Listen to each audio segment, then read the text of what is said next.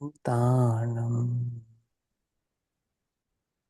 नमो सिद्धाणं नमो आयर्याणं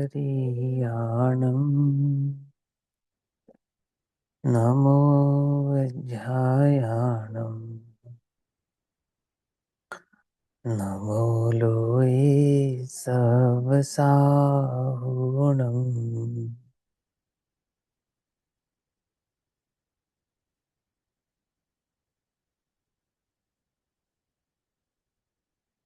मंगलमय मंगलकरण वीतराग विज्ञान नमो ताहि जाति भय अरहंतादि महा करिमंगल कर महा ग्रंथ करने को काज जाते मिले समाज सब पावे निज पद राज। इस भव तरु का मूल एक जानहु मिथ्या भाव ताको करि निर्मूल अब करहु मोक्ष उपाय।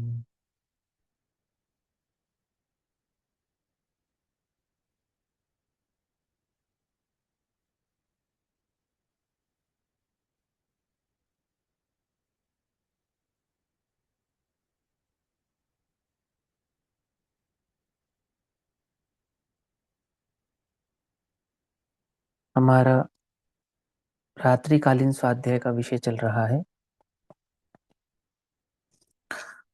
पूज्य भागवती स्वरूप चंपा बहन श्री के प्रवचनों के आधार से लिए गए प्रवचनांशों पर जो आधारित बहन श्री के वचनामृत हैं उस पर पूज्य गुरुदेव श्री के जो प्रवचन हुए हैं वचनामृत प्रवचन उसमें वचनामृत नंबर 37 के आधार से हम सभी स्वाध्याय कर रहे हैं। पेज नंबर 97 97 नंबर का पेज है और बहन श्री के वचनामृत पर गुरुदेव कह रहे हैं कि तब अपूर्व पुरुषार्थ उठाकर वस्तु स्वरूप में लीन होने पर। कब अपूर्व पुरुषार्थ कब उठाता है? जब विकल्प दुख रूप लगते हैं तब उठाता है। कौन से विकल्प दुख रूप लगते हैं? आत्म संबंधी विकल्प भी दुख रूप लगते हैं तब। अभी तो जीव को विकार संबंधी विकल्प भी दुख रूप भासते नहीं हैं, ये उसकी बात नहीं है। अभी तो पाप संबंधी विकल्प भी इसे दुख रूप लगते नहीं हैं। बहुत ध्यान से समझना, पाप रूपी विकल्प होते हैं, मैं तो उनका करता नहीं हूं और उन विकल्पों में ही मस्त रहता है, उधर से अपने उपयोग को हटाता नहीं है, ये उसकी बात नहीं है। जिसे अभी 5 इंद्रिय के विषय और उसकी रुचि भी छूटी नहीं, उसकी नहीं। जिसे 5 इंद्रिय के विषयों की तो बात दूर रही, व्रत तप त्याग उपवास का भी विकल्प रहा नहीं, और जो आत्म संबंधी विकल्प चलते हैं, कौन से? मैं शुद्ध हूं, मैं बुद्ध हूं, मैं एक हूं, मैं ज्ञायक हूं, मैं निरंजन हूं, ऐसे जो शुद्ध विकल्प होते हैं उसमें भी अपने उपयोग को जो लगाना नहीं चाहता, उसे तो अपने आत्म स्वरूप का स्वयं संवेदन ही चाहिए, ये उसकी बात है। आती ना बात? समझ में नहीं आती है क्या? मैं शुद्ध हूं, मैं बुद्ध हूं, अभी तो तुम्हारा क्या प्रयास है कि हमें ये विकल्प चले। बहुत ध्यान से समझना, अभी तो अपना क्या प्रयास है कि मैं एक ज्ञायक भाव हूं, मैं शुद्ध हूं, मैं एक निरंजन चैतन्य भगवान आत्मा हूं, अपने को तो ये विकल्प भी नहीं चल रहा। हे प्रभु, अपने को तो ये विकल्प चले। और यहाँ तो उसकी बात है जिसे ये विकल्प चल रहे हैं और इन विकल्पों को वह दुख रूप जानता है। जब ये विकल्प भी दुख रूप लगता है तब अनंत पुरुषार्थ उठाकर क्या कहते हैं? तब तब तब अपूर्व पुरुषार्थ उठाकर, अपूर्व पुरुषार्थ अर्थात ऐसा पुरुषार्थ जो पहले नहीं किया, जो पहले कभी नहीं किया, अपूर्व, पहले कभी नहीं किया, वो पुरुषार्थ उठाकर वस्तु स्वभाव में लीन होने पर आत्मार्थी जीव को सब विकल्प छूट जाते हैं और आनंद का वेदन होता है। इस पर गुरुदेव प्रवचन करते हैं, यह तो प्रथम सम्यक दर्शन होने के काल में, अभी जिसे सम्यक दर्शन हुआ नहीं है और जिस जीव को सम्यक दर्शन होने वाला है अथवा जो सम्यक दर्शन का पुरुषार्थ कर रहा है, उस पुरुषार्थी जीव की बात है कि यह तो प्रथम, प्रथम यानी पहले, वो जो सम्यक दर्शन होने का काल है, उस सम्यक दर्शन के होने के काल में व्यवहार के अन्य जो स्थूल विकल्प आए वे तो दुख रूप हैं। क्या? व्यवहार के जो अन्य स्थूल विकल्प आए, कौन से?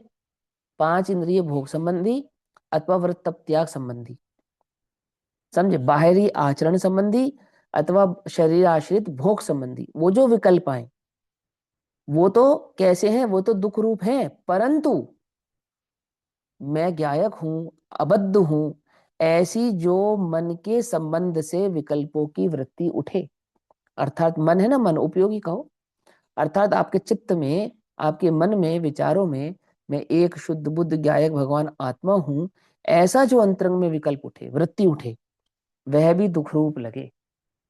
दुख रूप लगे अर्थात वह भी चैतन्य है, सुख है, अनुभूति है, ऐसा जिसने स्वीकारा नहीं, वह धर्म है ऐसा जिसने स्वीकारा नहीं, अर्थात उनमें जिसने रस लिया नहीं। देखो, दुख लगने का मतलब ये नहीं है कि व्याकुलित होना, दुख लगने का सीधा सीधा अर्थ है कि उनमें रस नहीं आना, बस।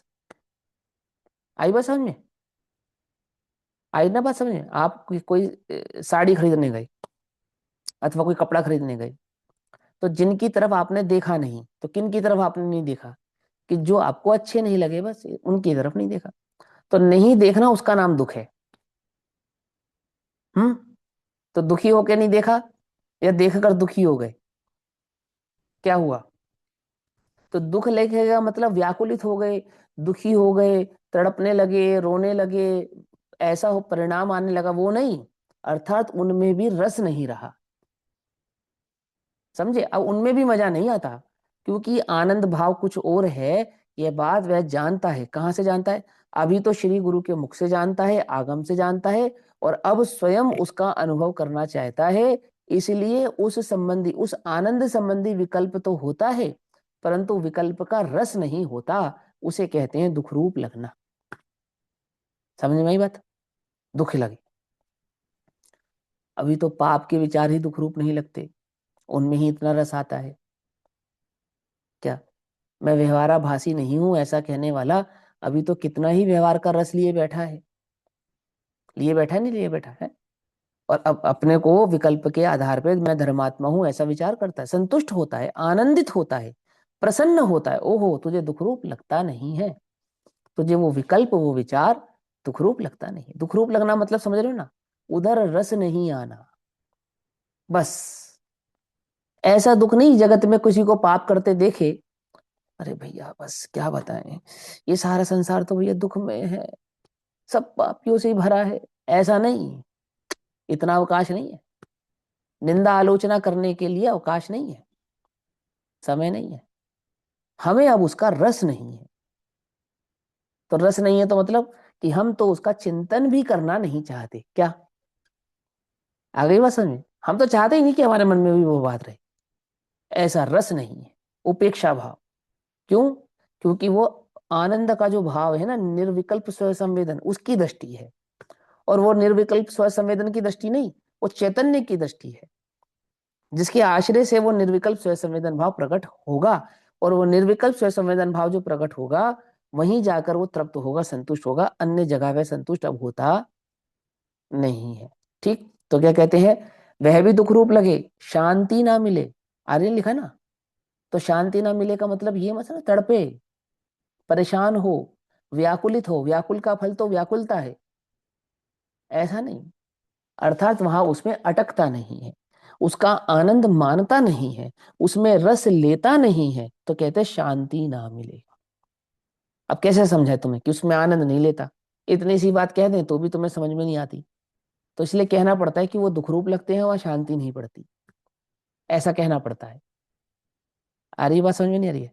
लेकिन शांति नहीं पड़ती, आनंद नहीं लेता का अर्थ क्या है? कि उसमें रस नहीं आता, उसमें अटकता नहीं है, वहां तन्मय नहीं होता, है ना? लेकिन उपाय क्या है? उपाय तो यही है कि मेरे अपने चैतन्य स्वरूप के विकल्प में उपयोग को तन्मय करे। उपाय तो यही है। क्या कहा? समझ में आई बात, नहीं समझ में आई?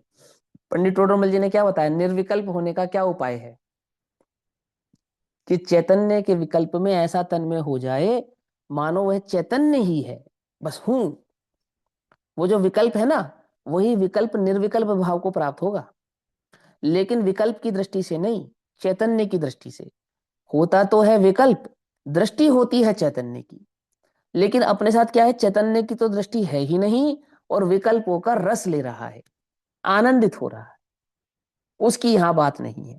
तो उसको यहां कहते हैं कि जिसे वो विकल्प दुखरूप लगते हैं, शांति ना मिले, तब तब जाके उस आत्मार्थी, उस परम पुरुषार्थी जीव का उपयोग अंतर में जाता है, और तब पहले कभी नहीं किया ऐसा अपूर्व पुरुषार्थ उठाने पर, जो पहले कभी नहीं किया अपूर्व पुरुषार्थ, अर्थात पूरे उपयोग का पुरुषार्थ समझते हो ना? देखो समझाएं, कि कोई तुम्हारे आसपास से गुजरे तो भी तुम उस तरफ ध्यान ना लेकर जाओ, कोई कार्य हो तो भी तुम उस तरफ ध्यान ना लेकर जाओ, नहीं नहीं, मुझे तो ये समझना है, ऐसा उपयोग लेकर आते हैं ना, स्थूल।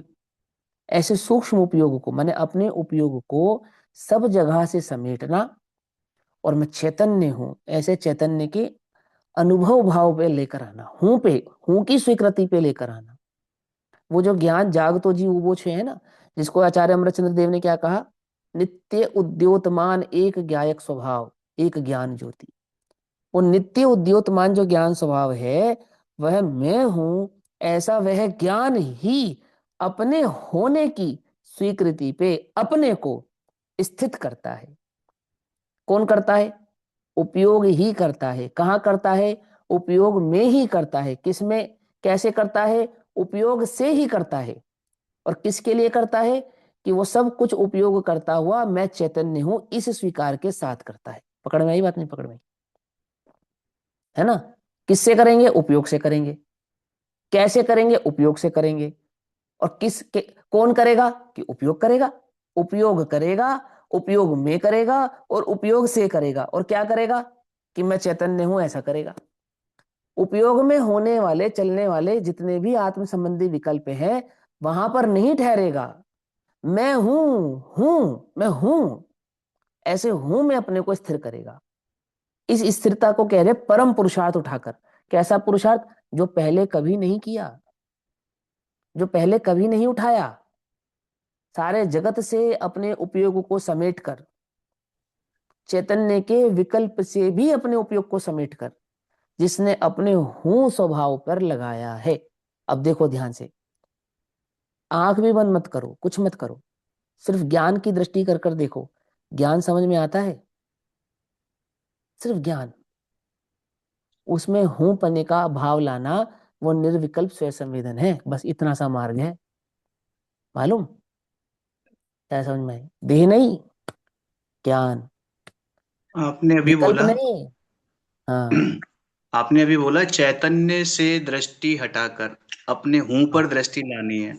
मतलब ये चैतन्य नहीं, समझ चैतन्य के विकल्प से भी विकल्प दृष्टि से। हटाकर, ऐसा चैतन्य से नहीं, चैतन्य के विकल्प से भी दृष्टि हटाकर। ठीक है? और वो जो जैसे विकल्प में उपयोग में चल रहा है ना, मैं चैतन्य हूं, मैं चैतन्य हूं, मैं चैतन्य हूं, उस विकल्प से भी दृष्टि हटाकर, वो जो, बहुत बढ़िया। वो उस विकल्प को जो जान रहा है, उस हूं पे अपने उपयोग को स्थिर करता है। समझे ना? तो कह रहे अभी अभी बिल्कुल उपयोग को सूक्ष्म करने की आवश्यकता नहीं है, बिल्कुल स्थूलता से समझो, एकदम स्थूल। ना आंख बंद करनी, ना कुछ करना। ज्ञान समझ में आ रहा है? देखो, शरीर से नहीं लेकिन। अब ज्ञान का संवेदन समझना ध्यान से। ज्ञान का संवेदन यहां नहीं होता, ज्ञान का संवेदन यहां नहीं होता। लेकिन जब तुम ज्ञान को पकड़ते हो तो कहां पकड़ते हो? है, ज्ञान सर्वांग होता है, और ज्ञान का सर्वांग नहीं होता। ना ना, क्या? समझना ध्यान से। ज्ञान सर्वांग होता है, लेकिन ज्ञान का कोई अंग नहीं होता। अंग नहीं होता, ये देह वाला सर्वांग नहीं है वो जानन रूप सर्वांग है। उस जानन पे उपयोग जब टिकता है और हूं पने से टिकता है, क्या है पने से नहीं, हूं पने से, हूँ पन। वो निर्विकल्प स्वयं संवेदन भाव होता है। आई बात समझ में? और सूक्ष्म करे तो बात अंदर जाए। तो देखो क्या कहते हैं, तब उसका उपयोग अंतर में जाता है। कब जाता है? जब विकल्प में भी रस नहीं आता है तब जाता है। कौन से विकल्प में रस नहीं आता है? आत्म संबंधी विकल्प में रस नहीं आता है। अन्य पदार्थों के विकल्पों की तो बात जाने ही दो। व्यवहार से, देह से, मन वचन काय से होने वाले परिणमन के विकल्प में तो बात जाने ही दो। मैं आत्मा हूं, ऐसे आत्म संबंधी विकल्पों में भी जब रस नहीं आता है, तब वह अनंत पुरुषार्थ उठाता है। और कैसा उठाता है? कि उसका उपयोग अंतरंग में जाता है, और तब पहले कभी नहीं किया। ऐसा अपूर्व पुरुषार्थ उठाने पर जीव के समस्त विकल्प छूट जाते हैं, अर्थात वह निर्विकल्प भाव को प्राप्त हो जाता है। आई बात समझ में? है। और निर्विकल्प आनंद का वेदन करता है। ठीक है ना? समस्त विकल्प छूट जाता है तो क्या होता है? कि निर्विकल्प आनंद का वेदन होता है। अब ध्यान से सुन लो। निश्चय सत्ता यह है, क्या समझे? निश्चय सत्ता यह है। अब ये तो उपदेश है, वहां उसका अनुभव क्या हुआ? हूं पने का जो अनुभव हुआ ना, हूं माने सत्ता, सत्ता का वेदन। आती बात समझ में नहीं आती? अभी तुम्हें सत्ता का वेदन होता है, अपने अस्तित्व का वेदन। कि अभी तन के अस्तित्व को अपना अस्तित्व समझता है, विकल्प के अस्तित्व को अपना अस्तित्व समझता है, विचार के अस्तित्व को अपना अस्तित्व समझता है। चैतन्य, वह अस्तित्व वास्तव में मेरा है, ऐसे अपने चैतन्य के अस्तित्व में जो मैं पना स्थापित हुआ, समझे? अपने चैतन्य में मैं पना जो स्थापित हुआ, उसको क्या कहते हैं? निश्चय सत्ता यह है। अर्थात हूं, और कैसा हूं? विकल्पात्मक नहीं, विचारात्मक नहीं, अनुभूति स्वरूप। समझ में आई बात? नहीं समझ में आई? अनुभूति स्वरूप हूं। अभी तुम्हें अपने है पने का एहसास हो रहा है, नहीं हो रहा? देखो देह से हो रहा है बिल्कुल। क्यों? तुम्हें लग रहा है मैं पुरुष हूं, ऐसा विकल्प कर रहे हो? या पुरुषत्व का भाव हूं पने में बैठा है? मैं स्त्री हूं ये विकल्प कर रहे हो, या स्त्रीत्व का भाव हूं पने से बैठा है? ये तो जाना जा सकता है। इतने इतने स्वाध्याय के बाद, इतने वस्तु स्वरूप को समझने के बाद ये बात तो भली प्रकार से समझी जा सकती है कि मेरा है पना कहाँ स्थित है। समझ में बात? मैं अपनी सत्ता कहाँ माने बैठा हूं। और वहां उस निर्विकल्प सह संवेदन भाव वाले व्यक्ति को, जीव को कैसा हुआ? निश्चय सत्ता तो यह है। कौन? वो अनुभूति स्वरूप आत्मा। अनुभव ही आत्मा है, अनुभूति ही आत्मा है। स्वयं संवेदन भाव ही वास्तव में वह आत्मा है। स्वयं संवेदन किसका? जब ज्ञान ने ज्ञान का वेदन किया, जब ज्ञान ने ज्ञान का वेदन किया, चैतन्य का वेदन किया, अन्य भाव का वेदन नहीं किया, ज्ञेय का वेदन नहीं किया, तब सत्ता यह है, बाकी तो सब मिथ्या है।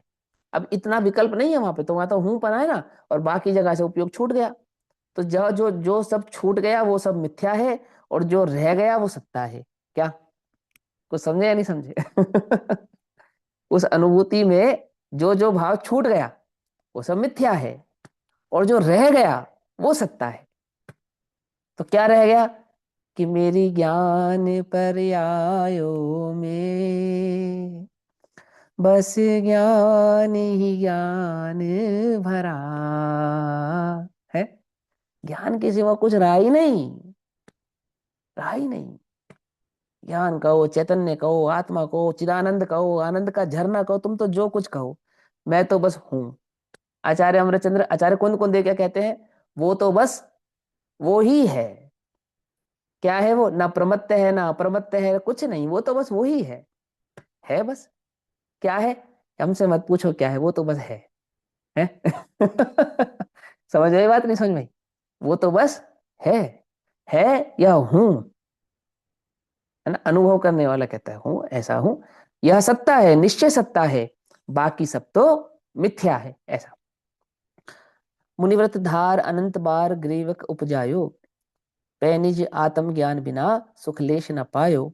उस मुनिव्रत के समय भी, देखो ध्यान से समझना, ये बार बार मुनिव्रत का उदाहरण क्यों देते हैं, कि मनुष्य पर्याय का सबसे उत्कृष्ट साधनभूत जो साधन है, व्यवहार साधन, वो मुनिपना है। तो इतना उत्कृष्ट साधन साध्य के बाद भी जब वास्तविक साध्य की दृष्टि नहीं की, तो अन्य भाव की तो बात ही क्या, उस अपेक्षा से ये मुनि का बार बार प्रसंग आता है। समझे, कटाक्ष के लिए नहीं आता, ये समझाने के लिए कि इस मनुष्य पर्याय की व्यवहार में जो सार्थकता है, मनुष्य पर्याय की क्या है वो, बोले मुनि पने से बड़ा कोई पद नहीं है। आती है समझ में। अपद भाव को धारण करने के लिए जगत से निरापद होकर जिसने मुनिपद भाव को धारण किया है ना, कि हाँ किया है, लेकिन अपद भाव की दृष्टि नहीं है। अपद समझते हो ना, जिसका कोई पद नहीं है। कौन है वो, कि चैतन्य ही जिसका पद है। आचार्य कुंद कुंद क्या कहते हैं, ज्ञान ही जिसका लिंग है। क्या है मेरा लिंग, मुनि मेरा लिंग नहीं, ज्ञान ही जिसका लिंग है। ऐसे अलिंग स्वभाव को धारण करने वाला मैं चैतन्य हूं। कैसा, द्रव्य से अलिंग, स्वभाव से ज्ञान लिंग, और वैसा ऐसा मैं चैतन्य ही मेरा लिंग है, ज्ञान ही मेरा लिंग है। श्रमण अर्थात नाण, जिनका समस्त श्रम एक ज्ञान के लिए है, नाण के लिए है, वे समस्त श्रवण है। समझ में बातें समझे, श्रमण, तो जिनका समस्त श्रम किसके लिए है, नाण के लिए, यानी ज्ञान स्वभाव के लिए है, वे श्रवण है। वो ज्ञान को ही अपना लिंग मानते हैं। ऐसे श्रमणपने को धारण करके भी जिसने ज्ञान स्वभाव को तो अपना लिंग नहीं बनाया है, और 28 मूल गुण को अपना लिंग बनाया, अथवा मुनि व्रत में पालन करने वाले पंच महाव्रत आदि भाव को अपना लिंग बनाया, अथवा शिक्षम ज्ञान को अपना लिंग, लिंग समझते हो, पहचान, लिंग समझते हो, अहमपना, मैंपना, समझे। लेकिन किस में नहीं किया, चैतन्य में नहीं किया। वह मुनि भी ग्रैविक तो गया पर सुखी नहीं हुआ। ये क्या कहा, ग्रैविक तो गया पर क्या नहीं हुआ, सुखी नहीं हुआ। तो ठीक है, जो मुनिव्रत के समय भी पुरुषार्थ स्वरूप की ओर का नहीं किया था, किसने, वो जो अनादि मिथ्या दृष्टि ने आज जो सम्यक दर्शन प्राप्त किया है, उसने मुनिपने में भी ऐसा पुरुषार्थ नहीं किया था। कौन से मुनिपने में, उद्रव्य लिंग जब भाव धारण किया था उस समय भी ऐसा पुरुषार्थ नहीं किया था, जो पुरुषार्थ इस जीव ने आज प्रकट करके इस सम्यक दर्शन को प्राप्त, ऐसा ऐसा समझा रहे। उस मुनि व्रत के समय भी पुरुषार्थ स्वरूप की ओर का नहीं किया था। अंतर में स्वभाव का अपूर्व पुरुषार्थ उठाने पर, आत्म स्वभाव में लीन होने पर, पुरुषार्थ को विकल्प से हटाकर, फिर कहते हैं पुरुषार्थ को विकल्प से हटाकर, पुरुषार्थ कैसे हटाते हैं विकल्प से, पुरुषार्थ माने पुरुषार्थ, पुरुष माने आत्मा, और आत्मा का प्रयोजनभूत भाव है ज्ञान। उपयोग, उपयोग को अपनी आत्मा में हाँ लगाना।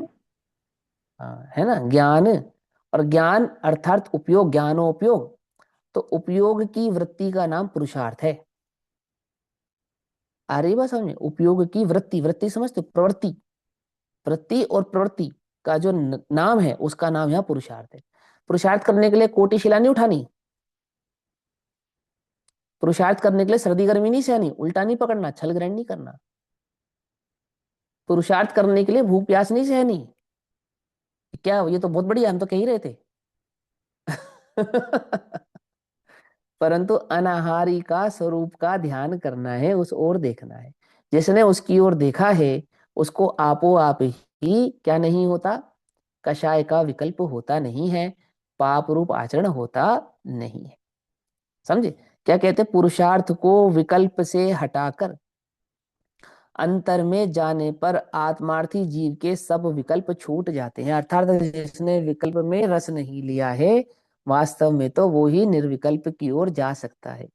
जिसने विकल्पों में ही आनंद मान लिया हो वह निर्विकल्प भाव को प्राप्त हो सकता नहीं। ध्यान से सुनो, यहाँ तो जीव विकल्प को ही मिथ्या ठहरा रहा है, अभी तो विकल्प ही करने तैयार नहीं। आत्म संबंधी विकल्पों को भी क्या कहता है कि मैं तो विकल्प का कर्ता नहीं हूं, जो हो रहा है सो होने दो। और यहाँ कहते हैं कि जो विकल्प आत्म संबंधी हो रहा है वहां से भी अपने उपयोग को हटा, और ये कहता है मैं तो उपयोग हटा ही नहीं सकता। क्यों? क्यों? क्योंकि वो तो थवा योग थवाए छह है ना। होने योग्य ही परिणाम होते हैं, होने योग्य ही विकल्प होते हैं, और जो विकल्प हो रहे हैं मैं उन विकल्पों में बह रहा हूं।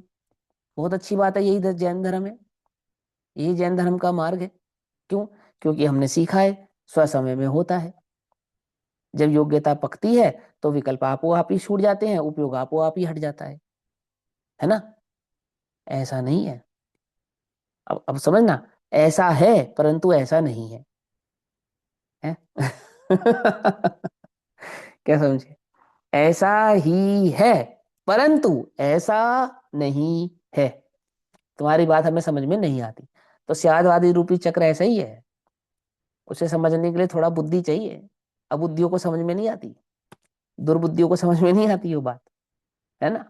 जैन दर्शन 5 समवाय को मानता है, समझो ध्यान से, है ना। आचार्य कहेंगे, पहले आपसे कहेंगे उपयोग तेरा लक्षण है, उपयोग का कर्ता तू है, ऐसा कहेंगे। और जब उपयोग का कर्ता तू है तो विकार और निर्विकार होने वाले परिणामों का कर्ता भी तू है। और स्वभाव प्रकट हो जाने पर विकार का कर्ता तू नहीं है। स्वभाव की दृष्टि हो जाने पर विकार की दृष्टि छुड़ाने के लिए क्या कहते हैं, विकार का कर्ता तू नहीं है। पर कब करता नहीं है? तू करता है, पहले तुझे ये बात समझ में आनी चाहिए, तब तू उसका करता नहीं है समझ में आएगा।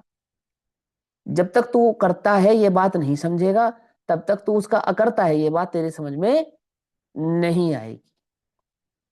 आ रही है ना बात समझ में? ध्यान से देखो, जिसकी दृष्टि में, जिसके प्रयोजन में भगवान आत्मा ही है। दृष्टि और प्रयोजन समझते हो ना? दृष्टि तो उपयोग का नाम समझो यहाँ पर, और प्रयोजन रुचि का नाम समझो। जिसकी दृष्टि में और जिसके प्रयोजन में, तो प्रयोजन माने रुचि और दृष्टि माने उपयोग। उपयोग पलटना है तो क्या पलटे? रुचि पलटे, ऐसा। तो प्रयोजन क्या है? बोलो भैया, तुम्हारा प्रयोजन कितने योजन का है? नहीं समझे? प्रयोजन का कुछ योजन है या नहीं है? कोई प्रयोजन माप, कोई सीमा? आत्मानुभव है यहाँ। हाँ, प्रयोजन का अर्थ यहाँ पे हमारा प्रयोजन क्या है? आत्म उपलब्धि, आत्मानुभव। हाँ, अपना प्रयोजन है आत्मा उपलब्धि आत्मा अनुभव, ये अपना प्रयोजन है। तो पहले राम तो अपने को ये विचार करना पड़ेगा, क्या वास्तव में अपना ये प्रयोजन है? पहले तो ये विचार करना पड़ेगा। राम। ये बात, अपने प्रयोजन को तो हम भली प्रकार से स्वयं निश्चित कर सकते हैं ना, क्या कि ये प्रयोजन मेरा मेरा प्रयोजन भूत प्रयोजन है या देखा देखी प्रयोजन है? क्या? देखो, कुछ बच्चे तो डॉक्टर बनना चाहते हैं, कुछ देखा देखी बनना चाहते हैं। ऐसा होता है नहीं होता है? कुछ बच्चे तो वास्तव में बीटेक एमटेक करना चाहते हैं, और कुछ, भाई मेरा दोस्त बीटेक कर रहा है तो चलो मैं भी कर लेता हूं। तो प्रयोजन बीटेक नहीं है, प्रयोजन दोस्ती है। क्या कहा? अंतर समझो। प्रयोजन बीटेक नहीं हुआ, प्रयोजन तो दोस्ती हुई, क्योंकि दोस्त वहां जा रहा है इसलिए मैं वहां जाना चाहता हूं। फिर वो बीटेक कर रहा था तो बीटेक सही। बात समझ में आती नहीं आती है? अंतर समझ में आता है या नहीं समझ में आता है? ऐसे ही मेरा प्रयोजन क्या है? यदि आत्मा को प्राप्त करना मेरा प्रयोजन है, तो फिर अब जगत में कोई उस भाव को धारण करे चाहे ना करे, पर मुझे तो मेरा कार्य करना है, तो तेरा प्रयोजन सच्चा है। और यदि तेरा प्रयोजन झूठा हुआ तो तू दो लोगों को देखकर अपने प्रयोजन से भटके बिना रहेगा नहीं। तुझे क्या दिखाई देगा सारे जगत में? कि भैया पंचम काल है, बहुत मुश्किल है, नहीं हो सकता, सच्चे मिलते ही नहीं है, सच्चे गुरु नहीं मिलते हैं, सच्चे तत्व के प्यासू नहीं मिलते हैं, मुमुक्षु जन नहीं मिलते हैं, साधर्मी नहीं मिलते हैं, पढ़ाने वाले नहीं मिलते, आदि आदि आदि। काल है, निकृष्ट काल है, उन्हें देखो। हम तो उन्हें बहुत भला समझते थे। सही बात है भैया। अब तो हम ज्यादा विकल्प करते नहीं है, अब जो होगा सो देखा जाएगा। ओहो, तेरा प्रयोजन वास्तव में सच्चा नहीं है। क्या समझे? सच्चा प्रयोजन किसे कहते हैं? कि अब मुझे इस जगत में कोई मिले ना मिले, परंतु मैं तो अपना कार्य करूंगा। आती बात समझ में नहीं आती? उसका नाम है प्रयोजन। देखा देखी बदल जावे उसका नाम प्रयोजन नहीं है। देखा देखी हो जावे उसका नाम प्रयोजन नहीं है। आती है बात समझ में नहीं आती है? तुम कहो तो पढ़े और तुम कहो तो ना पढ़े, इसका नाम है क्या प्रयोजन? हमारा प्रयोजन किसी के अधीन नहीं है। स्वाधीन भाव को धारण करने वाले, ये प्रयोजन भी मेरा स्वाधीनता से है कि मुझे मार्ग में कितनी भी कठिनाइयां मिले, परंतु मैं तो मार्ग को छोड़ने वाला नहीं। कौन नहीं छोड़ेगा? जिसका प्रयोजन सच्चा होगा वो नहीं छोड़ेगा। ये प्रयोजन की तो बात है। नरभव मिला है अब पूर्व कार्य करूंगा, है मेरा निश्चय, है सम्यक निश्चय। रे कर्म अपने ठाट तू दिखाता है किसे, प्रतिकूलताओं का भी भय दिखाता है किसे। भैया हमने तो जब से स्वाध्याय में आए हैं तब से तो हमारी जिंदगी में तूफान खड़ा हो गया है? तो भैया अब क्या चाहता है? तूफान शांत करने के लिए स्वाध्याय छोड़ना चाहता है? क्या करना चाहता है? प्रयोजन। अभी अपने प्रयोजन में क्या है? बच्चे सुधर जाए, पति सुधर जाए, पड़ोसी सुधर जाए, आमुक सीख ले, आमुक जान ले। भाई तुम कल क्यों नहीं आए? कहाँ थे तुम कल? कहाँ थे? कहीं नहीं थे। हमारे प्रयोजन में नहीं है तुम कल कहाँ थे या नहीं। समझना ध्यान से, उल्टा नहीं पकड़ना। मैं साधर्मी वात्सल्य की बात नहीं कर रहा, उसके विरोध की बात नहीं कर रहा। मैं ये कह रहा हूं अपना प्रयोजन हमें समझना पड़ेगा, सीखना पड़ेगा। क्यों भैया कहाँ जा रहे हो? तुम नहीं जाते स्वाध्याय में? चलो यार हम भी नहीं जाते। अब तुम चलो तो हम भी चलें, तुम सुनो तो हम भी सुने। ये थोड़ी प्रयोजन है मेरे भाई, ये नहीं है प्रयोजन। प्रयोजन समझते हो ना? क्या समझे? अब कितना अर्थ करें प्रयोजन का, कितना लंबा चौड़ा अर्थ करें? प्रयोजन प्रयोजन में निकल जाएगी कहानी। ये हमारा प्रयोजन तो आत्मा है। आत्मा प्रयोजन है, पहले विचार तो कर, क्या मतलब होता है आत्मा प्रयोजन का अर्थ? आती बस, धन का प्रयोजन पांच इंद्रिय के विषय है। धन एकत्रित करना चाहता है तो कागज में सुख है ऐसा नहीं, वो तो पांच इंद्रिय के विषयों में सुख है, और विषयों की प्राप्ति उस धन से होती है, इसलिए धन कमाना चाहता है। आत्मार्थी का प्रयोजन स्वाध्याय से नहीं है, वो तो स्वाध्याय से अपने आत्मभाव परिपक्व होता है इसलिए स्वाध्याय करता है। प्रयोजन तो आत्मा का है। अंतर समझ में आया नहीं समझ में आया? जैसे धन कमाना प्रयोजन नहीं, धन से, धन की प्राप्ति से पांच इंद्रिय के विषयों की पूर्ति करना प्रयोजन है। कागज में क्या सुख है? कागज लपेट के थोड़ी ना, कागज खाने वाले हो ना तुम कागज पे सोने वाले। कागज से डल्लभ का गद्दा आएगा, कागज से रसना का विषय प्राप्त होगा, उन कागजों से स्पर्शन का विषय प्राप्त होगा। वो विषय की पूर्ति कागज से होती है तो धन कमाता है। समझना ध्यान से। ऐसे ही आत्म भाव की स्थिरता की पूर्ति उस स्वाध्याय से होती है, तो आत्मार्थी स्वाध्याय करता है। स्वाध्याय उसका प्रयोजन नहीं है, आत्मा उसका प्रयोजन है। अंतर समझ में आ रहा है या नहीं समझ में आ रहा है? लेकिन अपना प्रयोजन तो कहाँ पूरा हो जाता है? कहाँ पूरा हो जाता है? 1 घंटा 2 घंटा 3 घंटा स्वाध्याय में प्रयोजन पूरा हो जाता है। कोई यात्रा आदि प्राप्त करके वहां प्रयोजन पूरा हो जाता है। और अधिक पुरुषार्थ करे तो विकल्प मात्र में अपना प्रयोजन पूरा हुआ मान लेता है। बोलो मान लेता नहीं मान लेता?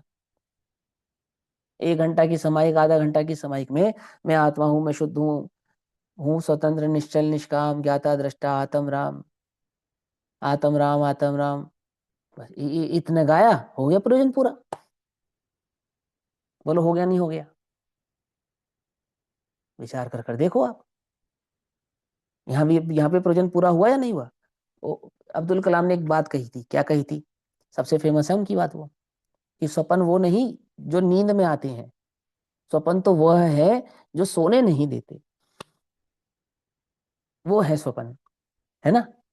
प्रयोजन वो नहीं कि आज का मेरा प्रयोजन पूरा हुआ अब मैं मस्त हो गया। ओहो, प्रयोजन तो वह है कि जब तक वह निर्विकल्प स्वयं संवेदन प्रकट ना हो, चैन नहीं पड़ती। अंतर में समझ में आ रही बात नहीं आ रही है? नींद आती है पर नींद में भी प्रयोजन भूलता नहीं है। संतुष्ट नहीं होता दुख। क्या लिखा है? विकल्प दुख रूप लगते हैं, तो अंतर में जाने का अनंत पुरुषार्थ उठता है। पकड़ में आई बात, नहीं पकड़ में आई? प्रयोजन, प्रयोजन, प्रयोजन समझो। प्रवचन सार पूरा कर लेंगे, फिर समय सार कर लेंगे, फिर नियम सार कर लेंगे, फिर अष्टपहर कर लेंगे, फिर पंचाशती इकाई कर लेंगे, हो गया प्रयोजन पूरा? नहीं होगा, नहीं होगा। 11 अंग 9 पूर्व को पढ़कर भी प्रयोजन पूरा नहीं हुआ। क्यों? क्यों नहीं हुआ? वो, वो तो वही है ना, अच्छे उपशम ज्ञान प्रयोजन है तेरा। आत्मा तेरे प्रयोजन में कभी आया नहीं। आ रही बस समझ प्रयोजन। अब प्रयोजन बदले तो उपयोग बदले, क्योंकि प्रयोजन नहीं बदलता तो उपयोग नहीं बदलता। उपयोग कहाँ लगा रहता है? क्षयोपशम ज्ञान की वृद्धि में। क्यों? क्योंकि प्रयोजन क्षयोपशम ज्ञान की वृद्धि है, बस। बस।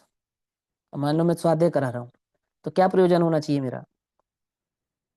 अरे, तुम सब मेरे स्वाध्याय को वाह बढ़िया, बढ़िया, क्या मस्त पढ़ाते हो, क्या बढ़िया अर्थ करते हो आप, क्या नए नए शब्दों का नया नया अर्थ निकाल कर आनंद आ गया। हट। तो गंदी चीजों में आनंद आता है तुझे, उल्टा नहीं पकड़ना, देखो ध्यान से समझना। मैं ये बात आचार्य अमरचंद्र के बल से कह रहा हूं, समझे? आचार्य अमरचंद्र ने कहा है, वो परिणति क्या है? वो जो पर में जाती है, कौन से पर में? पांच इंद्रिय के विषय भोगों में नहीं, आत्म संबंधी विकल्पों में जो परिणति जाती है, वो परिणति क्या है? लेना, है? मान लेना। कहते हैं हराम जादी है, ऐसा लिखा है। ऐसा मैं अपने मन से नहीं कह रहा हूं, मैंने कहा ना, मुझे तो व्यभिचारिणी है। हाँ, व्यभ व्यभिचारिणी है, हराम जादी लिखा है उसको, वर्णी जी का पढ़ना।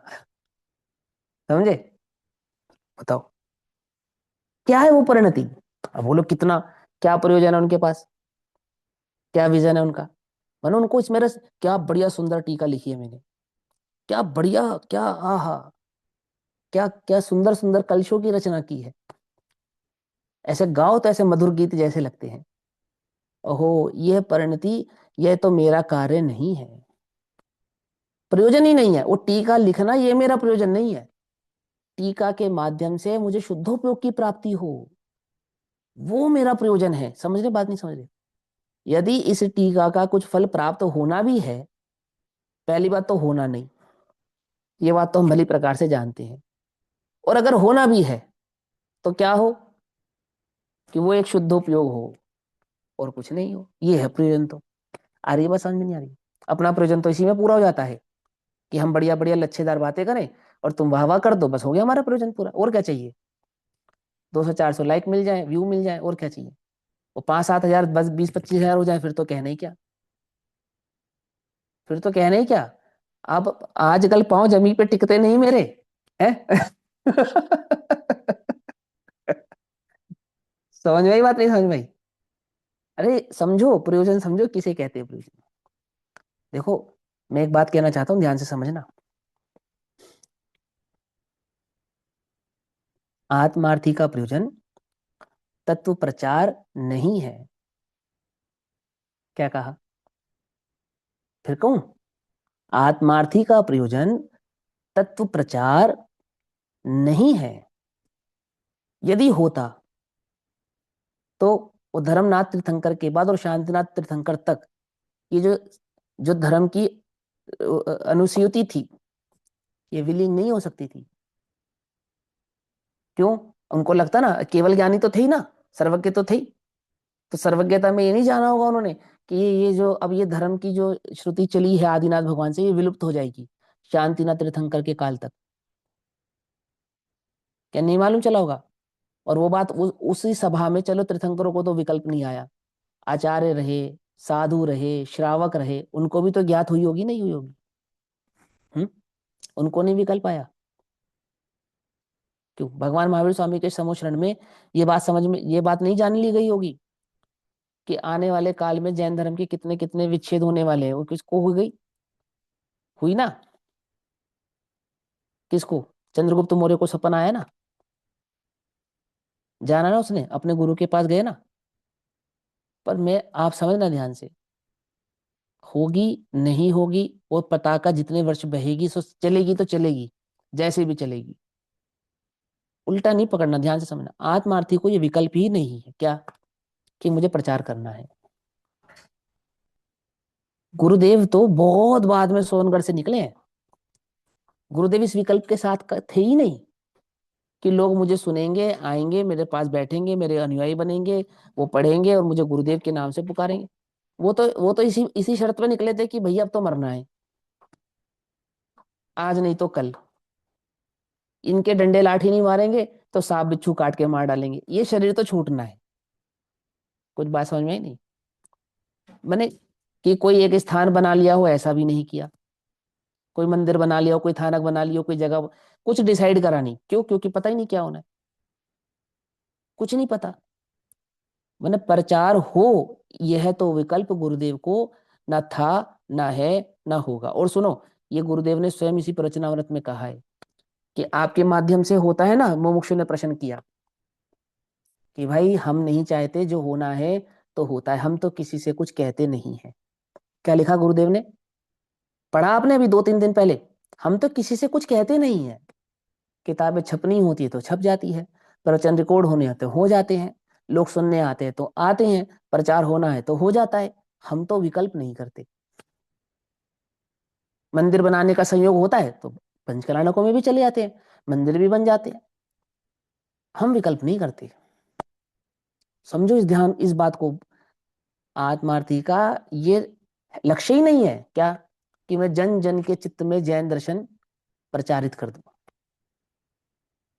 नहीं है कि कैसी बात कर रहे हो, कि हाँ सभी जीव सुखी हो, तो सुख के मार्ग को जिसने जाना है, बस वही उतना ही विकल्प है। वो तो सहज ही, सहज ही जिस भी जीव को दुखी देखता है तो उसे एक ही बात समझ में आती है क्या, कि सुखी होने का मार्ग तो आत्मा है। ये आत्मा नहीं समझेगा तो इसे जगत में कोई सुखी कर सकता नहीं है। और देखो मुनिराज के समक्ष कितने भी दुखी जाते हैं तो एक ही दृष्टि से देखते, क्या है भैया सुखी होने का मार्ग? बोले सुखी होने का मार्ग तो रत्नत्रय है। कि प्रभु मैं तो असमर्थ हूं। तो जो रत्नत्रय के धारी है उनकी भक्ति कर।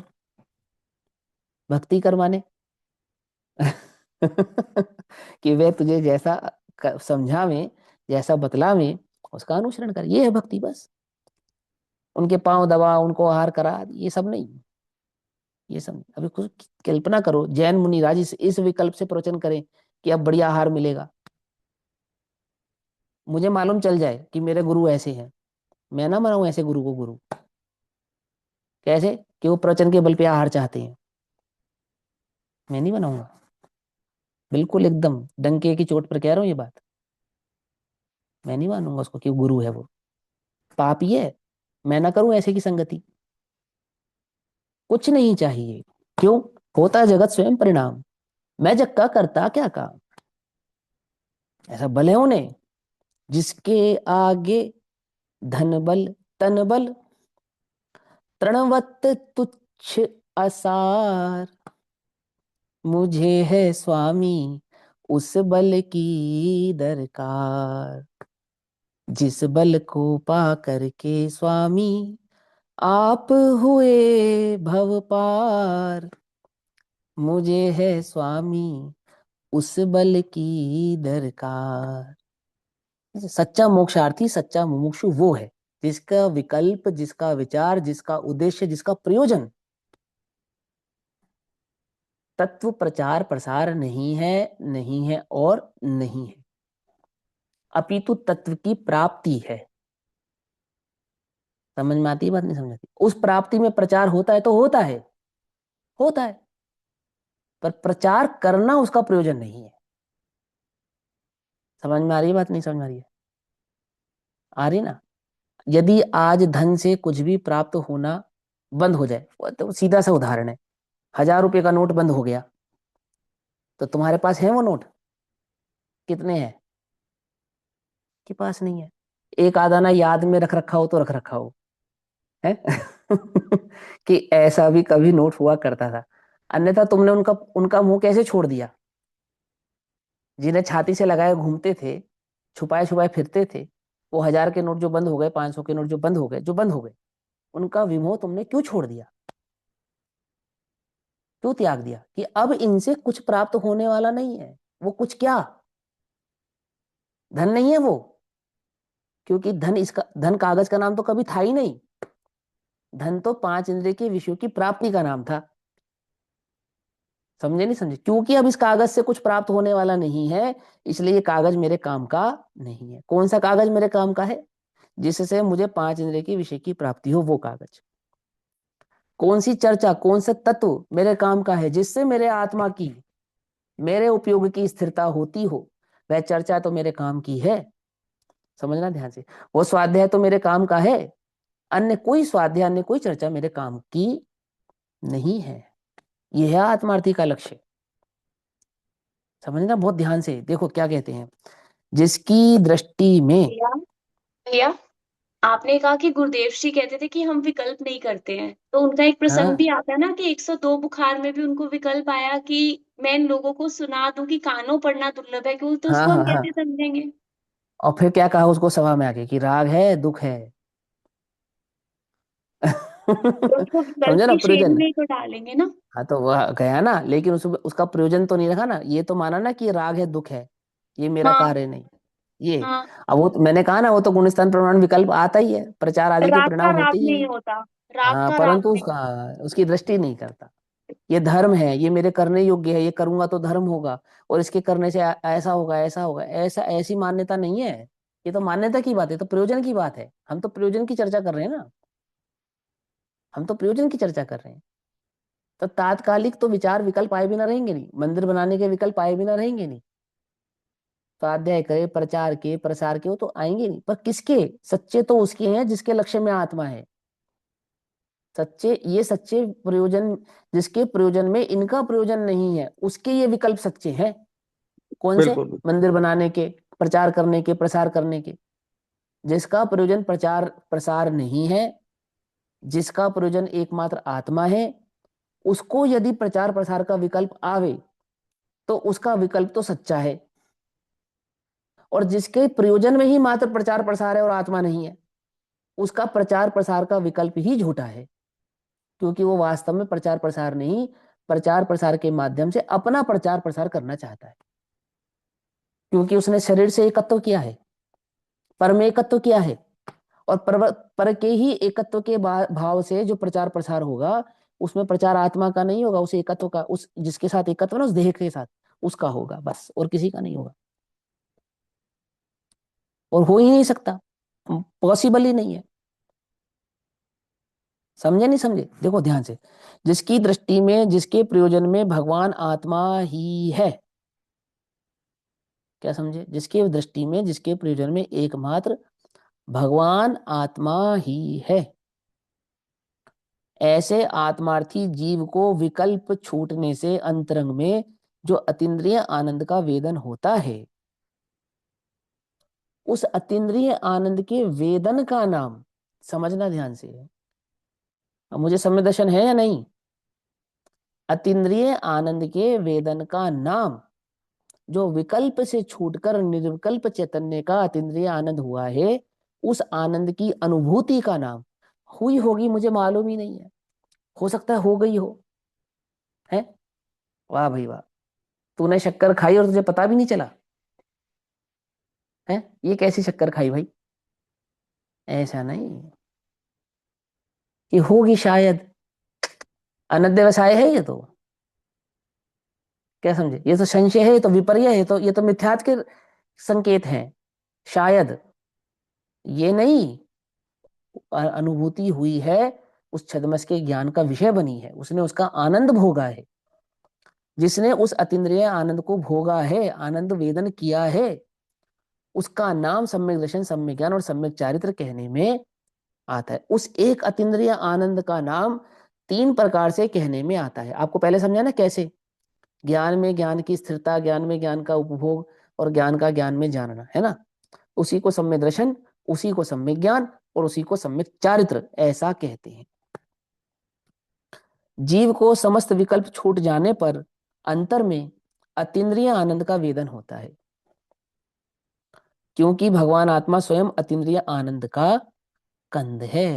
क्यों, क्योंकि वो अतीन्द्रिय होने से, इंद्रियातीत होने से और ज्ञान स्वभाव मात्र होने से, समझना है, अनंत गुणात्मक तो है कि, लेकिन ज्ञान स्वभावी होने से उसमें पर भाव का तो आनंद होता नहीं, मैंने पर भाव का तो जानना होता नहीं, उसका भोगना तो होता नहीं, अभी तो मात्र चैतन्य का भोगना होता है। क्योंकि वस्तु स्वभाव से शुद्ध है, और शुद्ध ही कैसा है, कैसा है, सुंदर है। और सुंदर कैसा है कि आनंदमय है। आ रही बात समझ में नहीं आ रही है?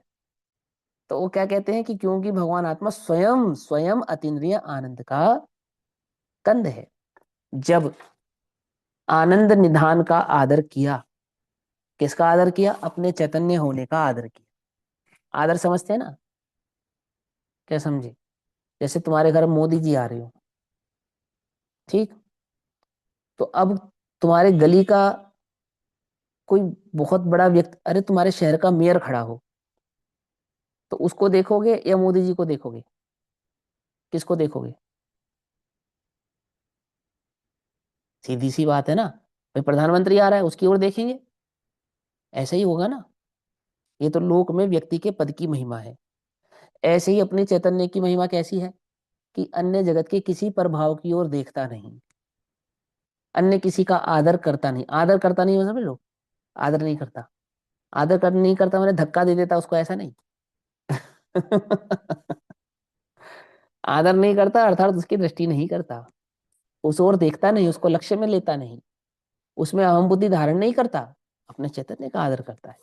निधान का आदर किया, स्वीकार किया, सत्कार किया, वह ज्ञान ध्यान में उपादेय रूप से आया। समझना ध्यान से, ज्ञान ध्यान में कौन उपादेय रूप से आया? मैंने स्वाध्याय में और स्वाध्याय संबंधी चिंतन में और उपयोग निर्विकल्प स्वयं संवेदन में, वो उपयोग में आया। कौन? वो चैतन्य भगवान आत्मा जिसका मैंने आदर किया, अपना मेरा चैतन्य भगवान स्वरूप जिसका मैंने आदर किया। अर्थात अपना जब मैंने आदर किया तो मेरे ज्ञान में कौन आया? मैं ही आया। मेरे उपयोग में कौन आया? मैं ही आया। मेरे मेरे भोगने में कौन आया? कि मैं ही आया। कब? जब मैंने अपना आदर किया तब। और जब तक मैंने अपना आदर नहीं किया था, क्योंकि मैं विकल्पों का आदर करता था तो विकल्प ही भर आते थे, क्योंकि मैं भोगों का आदर करता था तो भोग ही मेरे जानने में आते थे। लेकिन जब मैंने अपने चैतन्य प्रभु का आनंद आदर किया तो क्या किया? सत्कार किया, उसको स्वीकार किया, तब ज्ञान ध्यान में उपयोग रूप से आया। तब समस्त विकल्प छूट कर पर्याय में आनंद का वेदन होता है। ठीक है ना? उपयोग ही का नाम आत्मा है और उपयोग ही का दूसरा नाम पर्याय भी है। समझे?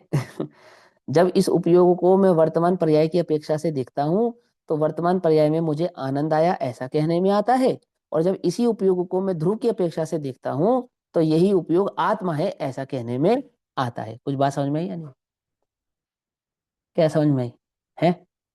जब उसको कहने में, अब आनंद और आत्मा ये दो चीजें नहीं है, एक ही है, परंतु इस एक आत्मा को भोगने में आया तो हम उसे पर्याय के खाते में डालते हैं, और हूं ऐसा कहने में आया तो उसे ध्रुव के खाते में डालते हैं। है तो वो एक ही, दो नहीं है। आती ना बात समझ में? नहीं समझ में आती है? हाँ, ऐसा। उसका नाम सम्यक दर्शन और आत्मज्ञान कहने में आता है। उस निर्विकल्प स्वयं संवेदन का नाम आत्म सम्यक दर्शन और आत्मज्ञान ऐसा कहने में आता है।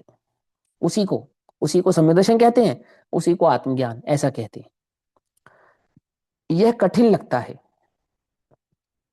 इसलिए लोग धर्म के नाम से बाह्य बाह्य यानी कि बाहर में मंदिर बनवाना, दान करना, रथ यात्राएं निकालना आदि में लग जाते हैं।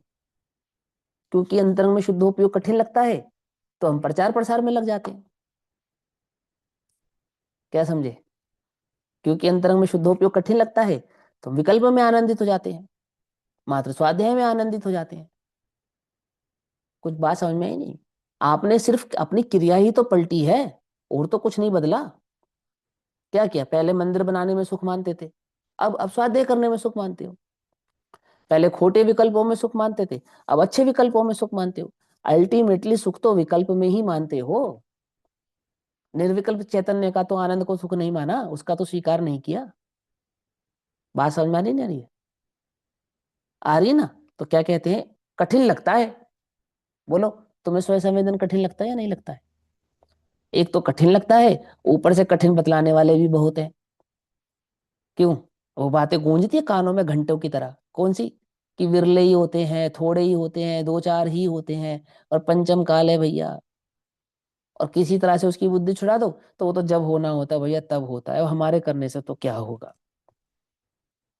क्यों? हमारे करने से तो होगा ही नहीं, वो तो स्वकाल में होगा। है? अरे भाई, खेत में माली भी बीज आरोपित करता है तो बाढ़ आदि से उसकी सुरक्षा करता है। बाढ़ लगाता है ना चारों ओर, उसे निरंतर जल प्रदान करता है। उसकी कपोल खिलती है तो उस कपोलों की रक्षा करता है, पौधे की रक्षा करता है। क्यों करता है? वो तो जिसको पेड़ बनना होगा बन जाएगा। क्यों? जिसे पेड़ बनना होगा वो तो बन जाएगा। मेरे रक्षा करने से क्या होगा? ऐसा विकल्प तो नहीं करता। समझ में आती बात? नहीं समझ में आती? ये बात तो सही है कि वो स्वसमय में ही होता है, उसका निषेध ही नहीं है, पर उसका अर्थ तो समझ मेरे भाई। मैंने सारे संसार के, सारे जगत के कार्यों में तो क्रमबद्ध लगाता नहीं, जबकि क्रमबद्ध का सिद्धांत दिया ही इसलिए था कि तू सारे जगत के कार्यों में क्रमबद्ध लगा दे और वहां से निश्चित हो जा और अपना कार्य कर।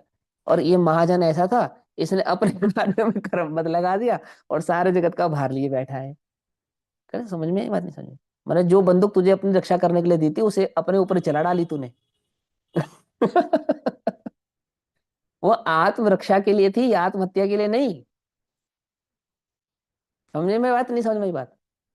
जो जो हथियार आत्मरक्षा का था उससे हम आत्महत्या कर बैठे हैं। क्या कहते हैं?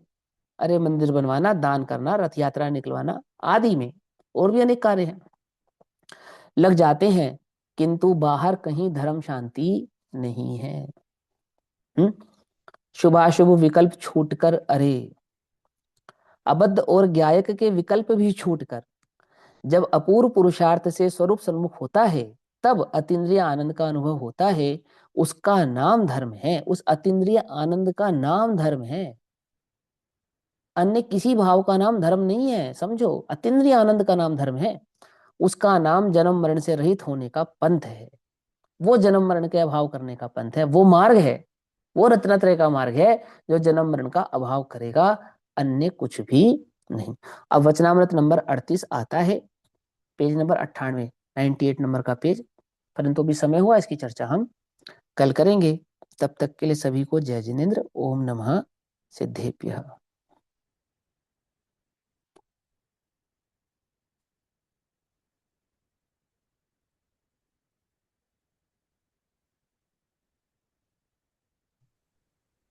निज निधि निज में बताई यह अनंत उपकार है,